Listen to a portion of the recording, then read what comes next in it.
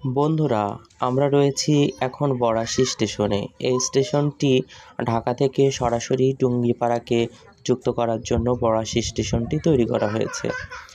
এই বড়াশি স্টেশনে রাজশাহী থেকে টুঙ্গিপাড়া এক্সপ্রেস নামক একটি মাত্র ট্রেন আসে। এই স্টেশনটি একদম বিলের মধ্যে অবস্থিত। বলতে পারেন শেখ হাসিনা চলে যাওয়ার পর এই স্টেশনটি একটি ভুতুড়ে স্টেশনে পরিণত হয়েছে। স্টেশন মাস্টার নেই, কেউ নেই, একদম ফাঁকা এবং জনশূন্য স্টেশনে পরিণত হয়েছে। এই বড়াশি স্টেশনে কিছু কপোত-কপোতি আসে তাদের ঘোরাফেরা করার জন্য।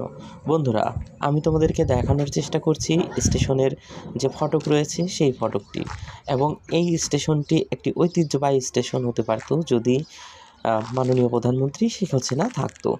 তো দেখতে পাচ্ছ এই স্টেশনটি একটি দুর্ভাগা স্টেশনে পরিণত হয়েছে, এবং আমার সৌভাগ্য হয়েছে যে আমি আজকে এই স্টেশনে আসতে পেরেছি এবং তোমাদেরকে দেখতে পাচ্ছি। এই স্টেশন